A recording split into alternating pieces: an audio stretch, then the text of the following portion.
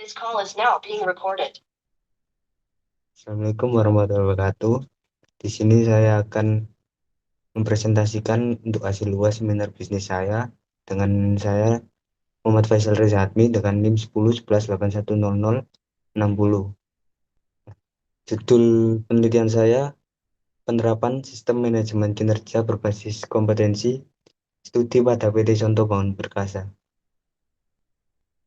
Selanjutnya terdapat pendahuluan di mana penelitian ini dilakukan atas dasar bahwa keberhasilan pencapaian tujuan sebuah perusahaan diperlukan sebuah manajemen yang efektif, efisien, serta memiliki daya saing dalam mengelola sumber daya manusia yang dimiliki.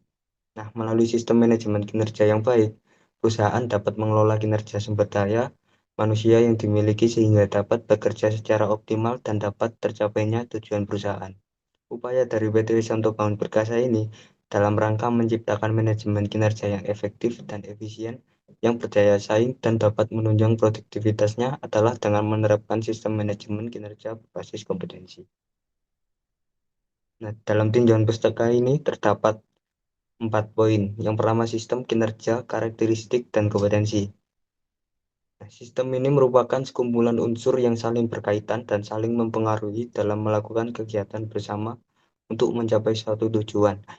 Dikutip dari Samsi tahun 2004. Nah, selanjutnya kinerja. Manajemen kinerja menurut Susilo merupakan aktivitas yang berkaitan dengan perencanaan, perusahaan, pengarahan, dan pengendalian terhadap pencapaian hasil kerja karyawan serta upaya manajemen untuk terus memacu kinerja karyawan secara optimal. Selanjutnya terdapat karakteristik. Menurut Dharma, bahwa karakteristik keperilakuan yang dapat menunjukkan perbedaan mereka yang berkinerja tinggi dalam konteks ini menyangkut prestasi. Kompetensi, menurut Spencer dalam buku Profesor Dr. Muharyono, MSI, mengatakan bahwasannya kompetensi juga dapat diartikan sebagai karakteristik yang mendasari seseorang berkaitan dengan efektivitas kinerja individu dalam menjalankan pekerjaannya.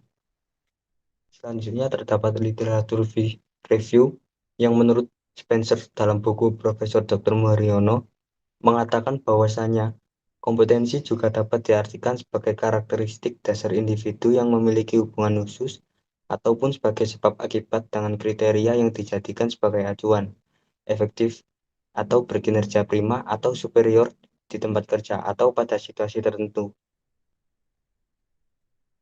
Sini terdapat rumusan masalah, di mana manajemen kinerja dipandang sebagai sebuah sistem yang beroperasi dalam sistem yang luas. Pelaksanaan manajemen kinerja yang buruk mengakibatkan waktu serta sumber daya yang ada terbuang percuma. Oleh karenanya, pelaksanaan manajemen kinerja diatur dalam sebuah sistem yang dinamis yang berhubungan dengan bagian-bagian lain dari suatu sistem yang lebih luas serta berhubungan dengan fungsi-fungsi penting dalam perusahaan.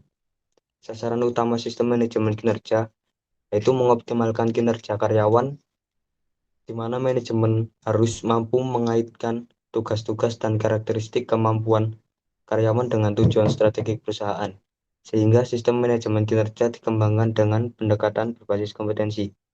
Nah, sistem manajemen kinerja ini dengan pendekatan berbasis kompetensi ini telah dikembangkan di perusahaan swasta maupun BUMN yang ingin memperbaiki sistem manajemen kinerjanya dengan pencapaian kinerja perusahaan sebagai tolak ukur serta mengupayakan karyawan agar selalu memiliki komitmen dan motivasi yang tinggi dalam berprestasi untuk perusahaan. Selanjutnya, metodologi penelitian.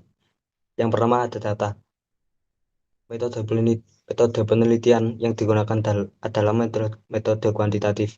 Metode kuantitatif merupakan metode penelitian yang berbasis pada filsafat positivisme, yang mana digunakan untuk meneliti populasi atau sampel tertentu, yang umumnya pengambilan sampelnya dilakukan secara random dan data dikumpulkan menggunakan instrumen penelitian, lalu dianalisis secara kuantitatif atau statistik dengan tujuan menguji hipotesis yang telah ditetapkan.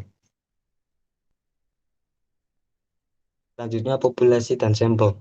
Menurut Jarwanto, populasi adalah jumlah keseluruhan dari satuan-satuan atau individu-individu yang karakteristiknya hendak diteliti.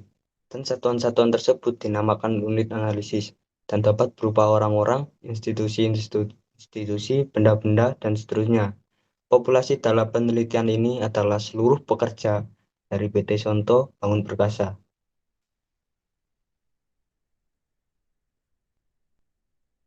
Sekian presentasi dari saya, kurang lebihnya mohon maaf. Assalamualaikum warahmatullahi wabarakatuh.